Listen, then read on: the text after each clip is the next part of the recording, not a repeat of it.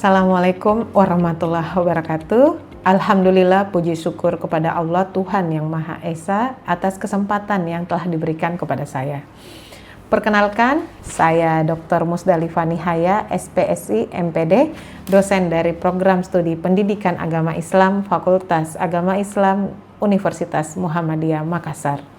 Sebagai dosen, saya wajib menjalankan catur dharma perguruan tinggi, yakni pendidikan dan pengajaran, penelitian dan pengembangan, pengabdian kepada masyarakat, serta pengamalan al-Islam kemuhammadiyahan.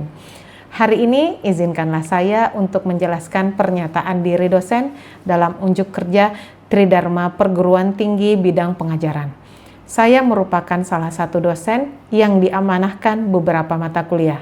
Salah satunya adalah mata kuliah Psikologi Perkembangan, merupakan mata kuliah wajib dengan kode mata kuliah CW6212 yang diajarkan mahasiswa semester 2 dengan total 2 SKS. Beberapa hal yang ingin saya sampaikan. Yang pertama adalah deskripsi mata kuliah, membahas konsep, prinsip, teori, dan dinamika perkembangan manusia sepanjang rentang kehidupan. Mulai dari masa prenatal, bayi, kanak-kanak, remaja, dewasa awal, hingga lanjut usia. Perkuliahan ini menganalisis fenomena-fenomena perkembangan berdasarkan hasil penelitian ilmiah dan mengaplikasikan konsep-konsep psikologi perkembangan dalam konteks pendidikan, keluarga, masyarakat, serta pendidikan agama Islam. Yang kedua, sistem pembelajaran. Saya menerapkan pendekatan student-centered learning. Implementasi pembelajaran dirancang melalui kerangka DIA, Delivery, Interaction, dan Assessment, yang mengintegrasikan penyampaian pembelajaran interaksi belajar yang aktif, assessment berkelanjutan untuk mendukung ketercapaian pembelajaran mata kuliah. Ketiga, metode pembelajaran dilaksanakan melalui ceramah interaktif, diskusi, studi kasus, lalu dosen mengarahkan mahasiswa untuk melakukan presentasi, dosen mengarahkan mahasiswa untuk melaksanakan observasi langsung di lapangan, dan dosen mengarahkan untuk mahasiswa merefleksi bagaimana mahasiswa mampu mengevaluasi dalam pemaknaan proses pembelajaran. Yang keempat, capaian pembelajaran mata kuliah dan sub CPMK. Yang pertama, mampu menjelaskan konsep dan teori dasar psikologi perkembangan. Sub CPMK, mahasiswa mampu menjelaskan konsep ruang lingkup dan prinsip perkembangan, membandingkan teori-teori utama psikologi perkembangan. CPMK kedua, mampu menganalisis perkembangan manusia dan faktor yang mempengaruhinya sepanjang rentang kehidupan. Sub CPMK, mahasiswa mampu menganalisis tahap perkembangan manusia dari prenatal hingga lanjut usia, menganalisis aspek perkembangan fisik, kognitif, sosial, emosional, dan moral, menganalisis faktor internal dan eksternal yang mempengaruhi perkembangan. CPMK ketiga, mahasiswa mampu menerapkan konsep psikologi perkembangan dalam analisis kasus dan komunikasi ilmiah. Sub CPMK, menganalisis kasus gangguan perkembangan, merumuskan solusi, dan merekomendasikan atas kasus perkembangan, memahami keterkaitan dan urgensi perkembangan individu terhadap pendidikan agama Islam. Yang kelima, terkait materi pembelajaran. Dalam mata kuliah ini, saya mengadakan pertemuan 16 kali pertemuan. Pertemuan yang pertama kontrak kuliah, lalu selanjutnya materi. Materi ada 13 kali materi. Pertemuan yang ke-8 ujian tengah semester. Pertemuan ke-16 ujian akhir semester. Adapun materi yang pertama adalah terkait konsep dasar aspek prinsip perkembangan individu. Materi yang kedua, faktor-faktor yang mempengaruhi dan menghambat perkembangan individu. Materi yang ketiga adalah teori perkembangan psikodinamika. Pertemuan yang selanjutnya itu teori perkembangan behavioristik. Materi selanjutnya adalah teori perkembangan humanistik.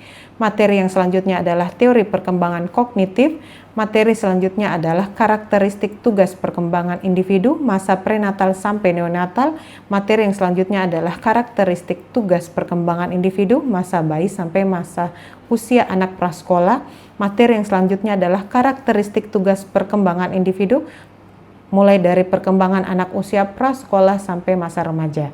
Materi yang selanjutnya adalah karakteristik tugas perkembangan individu mulai dari perkembangan masa remaja akhir, dewasa, sampai lansia.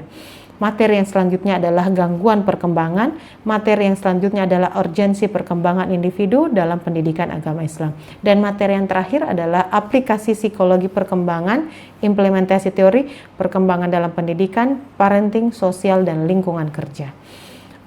Selanjutnya adalah saya membahas yang keenam, kriteria penilaian. Adapun kriteria penilaian, saya membagi menjadi 4 aspek. Yang pertama adalah absensi dengan proporsi 10%. Aspek yang kedua activity completion, yaitu 5% proporsinya. Formative assessment, quiz, proporsi 5%, tugas 10%. Untuk summative assessment, tugas proyek, proporsi 10%. Ujian tengah semester 30%, ujian akhir semester itu 30%. Secara kumulatif dengan total 100%. Adapun yang selanjutnya adalah saya menggunakan mode pembelajaran secara blended learning, yaitu secara tatap muka dan daring. Adapun daring saya menggunakan Zoom, Google Meet, serta melalui LMS. Yang kedelapan yang akan saya bahas adalah referensi yang digunakan. Saya menggunakan buku internasional Santrop 2021 Lifespan Development. Buku internasional kedua adalah Papalia Experience Human Development tahun 2021. Untuk yang selanjutnya saya menggunakan Robert dan Yun tahun 2023, yaitu Personality Development Across the Lifespan. Adapun buku nasional yaitu saya menggunakan Desmita 2021 Psikologi Perkembangan Peserta Didik. Buku nasional yang selanjutnya adalah Harlock 2020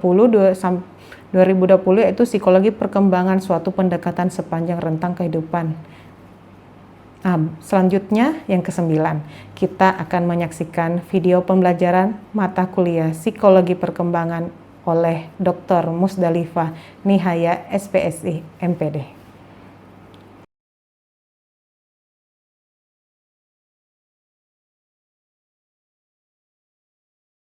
Bismillahirrahmanirrahim. Assalamualaikum warahmatullahi wabarakatuh. Waalaikumsalam warahmatullahi wabarakatuh.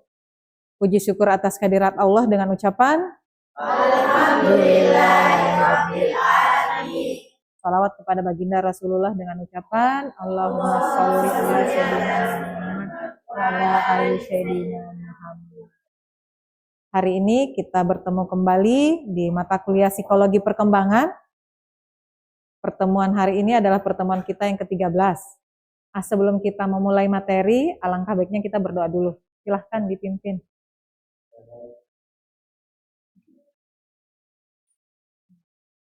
Baik, teman-teman, kita belajar dan sebaiknya kita sampaikan dan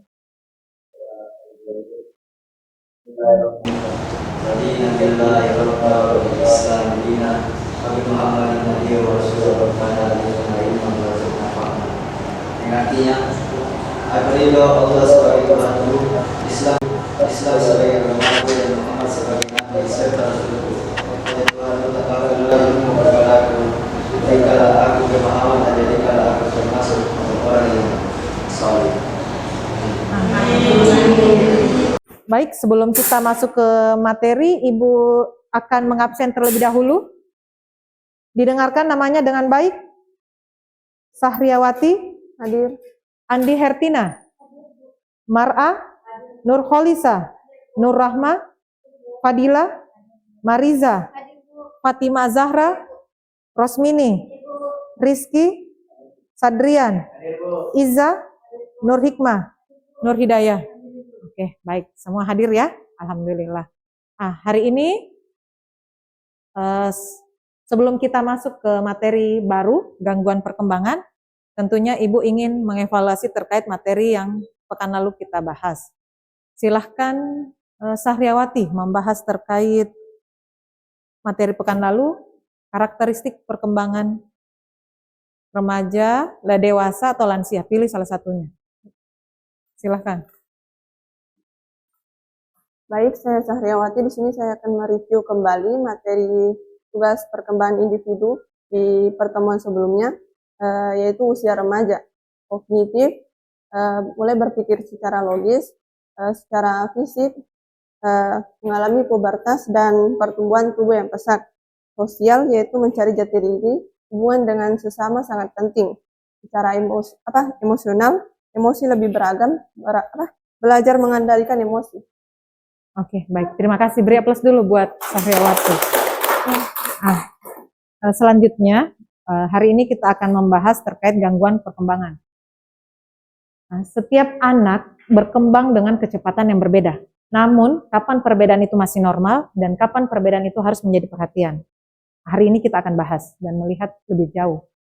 Nah, dalam pertemuan hari ini, Anda mahasiswa akan mendapatkan terkait menjelaskan konsep gangguan perkembangan, mengidentifikasi jenis-jenis gangguan perkembangan, menganalisis penyebab gangguan perkembangan, mengidentifikasi tanda awal gangguan perkembangan, dan mahasiswa mampu memberikan solusi penanganan gangguan perkembangan berdasarkan perspektif psikologi dan nilai-nilai Islam.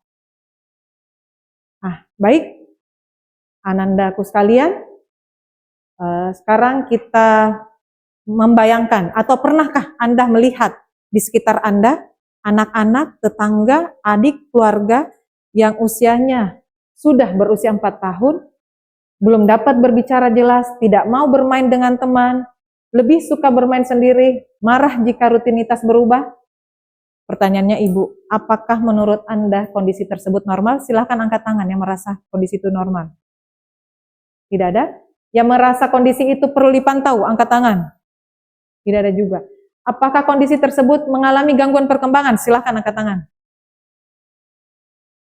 Angkat tangan. 1. Angkat tangan tinggi-tinggi. 1, 2, 3, 4, 5. Hampir semua ya. Ya, jadi ketika anak sudah berusia 4 tahun dan belum bisa berbicara, tidak mau bermain dan lebih suka bermain sendiri, marah jika rutinitas berubah, dikatakan gangguan perkembangan. Kenapa bisa dikatakan gangguan perkembangan, Sadrian?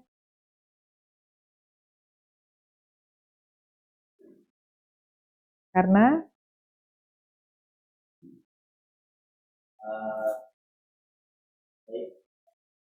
bisa keadaan dan usia 4 tahun ini sebenarnya hal yang paling mudah anak bermain dengan teman-temannya dan mengetahui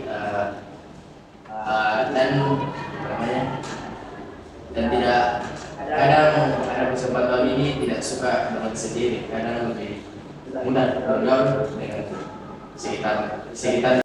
Oke, baik, terima kasih Sadrian. Beri aplaus dulu buat Adrian. Nah, jadi point of view-nya adalah kita semua sudah memahami yang mana anak normal dan yang mana ketika butuh perhatian khusus. Sekarang kita lihat apa itu gangguan perkembangan. Silahkan dibantu bacakan. Silahkan.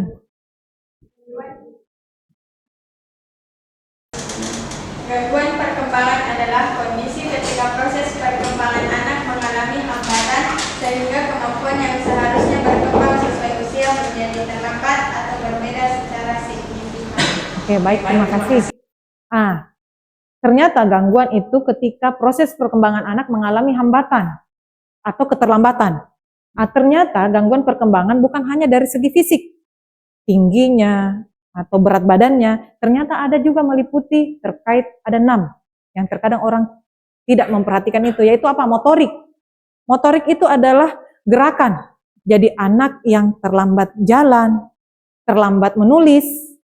Nah, bagi calon guru-guru SD sekolah dasar kelas 1 ini sangat diperhatikan. Anak-anak yang terlambat menulis itu bukan sesuatu hal yang normal, justru menjadi perhatian khusus. Nah, selanjutnya bahasa. Ternyata ketika seseorang tidak mampu berkomunikasi, tidak mampu berbicara, mengalami keterlambatan bicara atau biasa disebut speech delay, itu mengalami gangguan. Sosial, tidak mampu berinteraksi.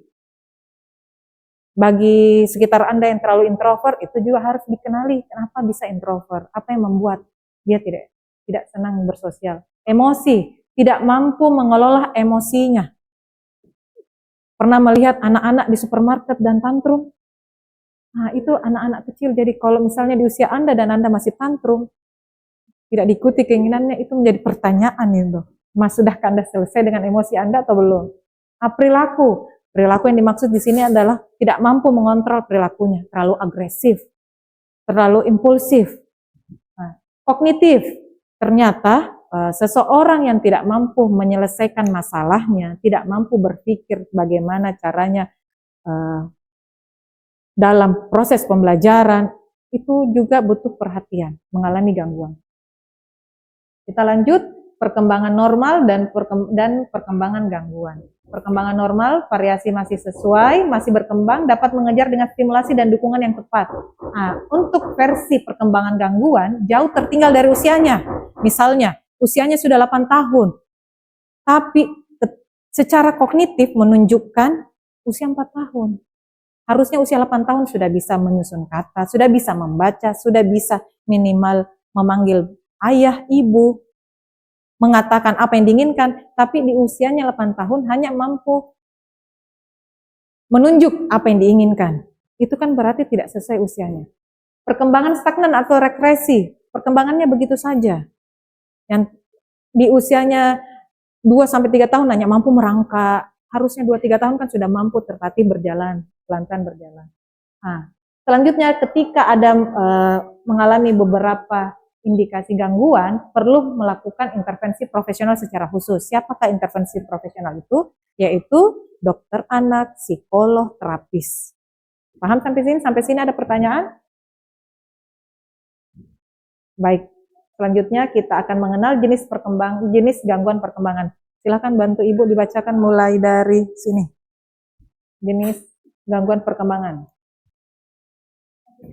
ADHD, sebelahnya? Gangguan motorik, Gangguan penglihatan, gangguan penglihatan, ujung sana lagi, gangguan pendengaran, gangguan bahasa,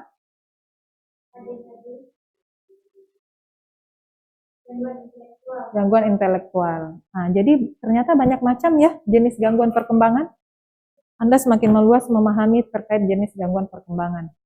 Bukan tentang membandingkan anak satu dan anak lainnya, bukan dengan Anda mengetahui ada beberapa macam gangguan ini, Anda justru akan melabeli anak, tapi tugas Anda sebagai calon pendidik, calon sarjana, tugas Anda adalah memahami dan mendampingi siswa serta anak-anak yang ada di sekitar Anda.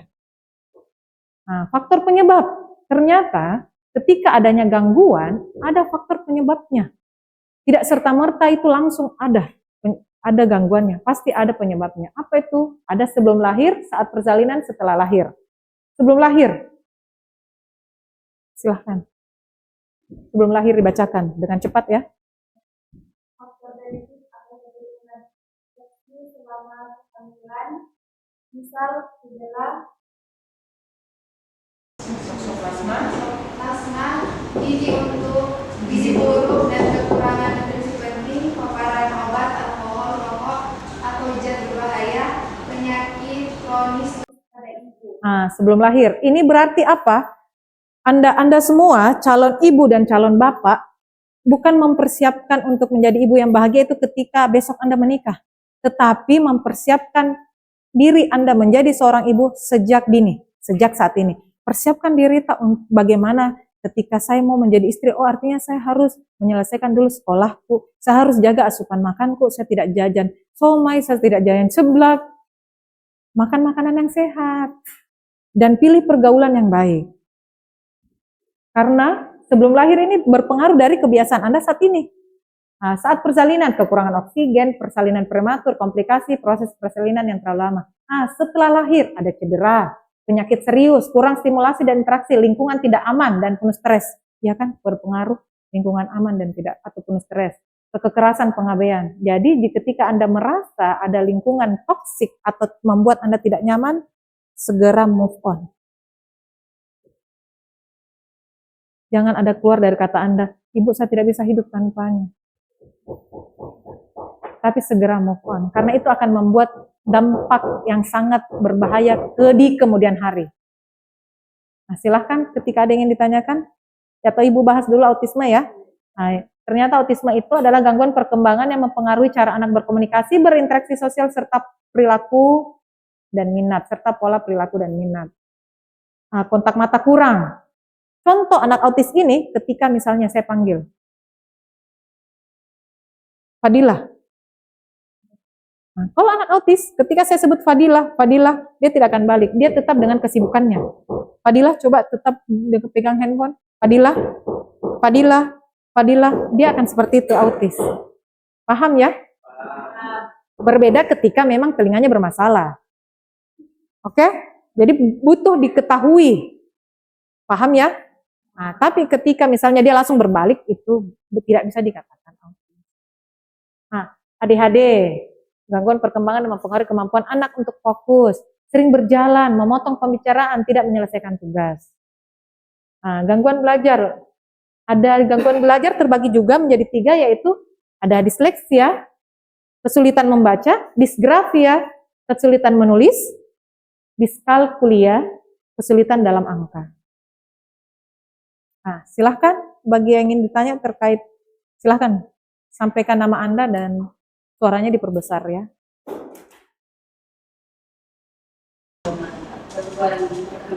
Yaitu ADHD. Dalam riset lapangan yang saya dapat itu, bagaimana kita sebagai mahasiswa atau calon pengajar kelak dalam menghadapi ciri-ciri atau tanda-tanda pada anak yang mengalami gejala ADHD atau autisme, bagaimana penanggulangan yang tepat dapat kita lakukan. Oke, baik. Terima kasih pertanyaannya, luar biasa. Jadi bagaimana Anda mensikapi terkait ketika Anda menjadi seorang guru dan mendapati ada siswa Anda yang mengalami gangguan. Langkah pertama yang Anda lakukan sebagai seorang guru adalah peka dan menuliskan secara runtun bagaimana proses perkembangan selama di sekolah. Jadi harus jelas bagaimana perkembangan motoriknya, bagaimana perkembangan fisiknya, bagaimana perkembangan kognitifnya, bagaimana perkembangan sosialnya, perkembangan emosinya. Ketika Anda mengajar di usia TK, PAUD, SD, itu beda-beda semua karakteristiknya. Jadi ketika Anda paham dan Anda melihat adanya ketidaksesuaian karakteristik, nah itu menjadi catatan tertentu. Poin utamanya adalah Anda tidak melabeli, Anda tidak memojokkan, tapi lebih memahami apa yang diinginkan. Nah, langkah selanjutnya adalah yang harus Anda lakukan, mengabari atau memanggil orang tuanya untuk berkomunikasi langsung. Karena penyembuhan atau penanganan itu butuh kerjasama antara orang tua, guru, dan lingkungan sekitar. Paham ya? Nah, untuk selanjutnya setelah orang tuanya paham, gurunya juga paham, barulah nanti kita meminta bantuan seorang ahli agar ketahuan ini anaknya gangguan perkembangan apa. Setelah diketahui gangguan perkembangannya akan ditahu terapinya apa. Ketika terapinya ditahu dan sesuai, maka insya Allah anaknya akan segera tertangani. Sesuai? Paham? Baik, terima kasih. Nah, dari pertanyaan Anda tadi, ini berhubungan dengan deteksi dini. Ketika kita sebagai calon seorang guru lebih peka, maka kita akan lebih menjadikan peluang besar untuk masa depan yang lebih baik buat anak. Karena dengan kita tahu apa gangguannya, kita akan lebih membuka jalan. Anak autis dan anak pergangguan perkembangan itu mempunyai masa depan. Banyak anak autis yang menjadi orang-orang berhasil. Banyak anak ADHD yang berhasil. Salah satunya adalah Albert Einstein. Ya. Paham ya? Jadi deteksi dini ketika Anda mendapati anak-anak dengan ciri-ciri berikut, tidak merespon nama, tidak berbicara sesuai, sulit berinteraksi, kehilangan kemampuan yang pernah dimiliki. Semakin dini diketahui, semakin besar pula peluang keberhasilannya. Nah, ternyata yang kita pelajari hari ini tuh sudah dibahas ratusan tahun lalu dari perspektif Islam. Allah menciptakan manusia dengan keunikan masing-masing.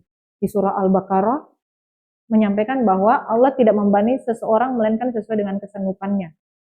Poin utamanya adalah ketika ada sebuah gangguan, tentunya itu bukan hanya masalah saja yang kita diberikan, tapi Allah sudah memberikan obatnya.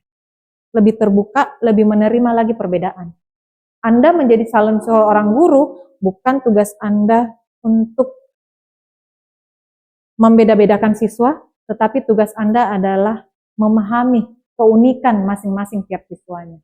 Nilai yang perlu Anda kembangi sebagai seorang calon guru adalah yang pertama apa? Sama-sama kita baca.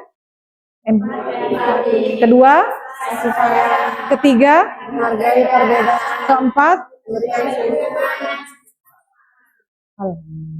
Nah, selanjutnya aktivitas refleksi silahkan diisi di handphone Anda. Nanti ini akan menjadi sebuah grafik yang akan kita lihat hasilnya dan tingkat pemahaman Anda. Satu hal baru yang saya pelajari hari ini dan satu hal yang akan Anda lakukan ketika Anda bertemu dengan anak yang mengalami gangguan perkembangan. Silahkan diisi. Oke, baik.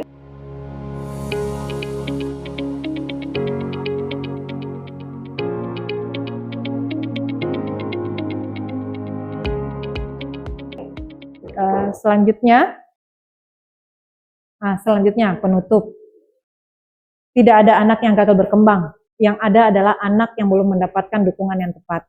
Terima kasih anandaku semua atas partisipasinya. Mari terus belajar dan tumbuh bersama untuk mendukung setiap anak yang istimewa. Sebelum kita akhiri, alhamdulillah hari ini sudah berakhir perkuliahan kita di pertemuan ke-13. Terima kasih untuk kedatangannya. Kita tutup dengan doa kafaratul majelis.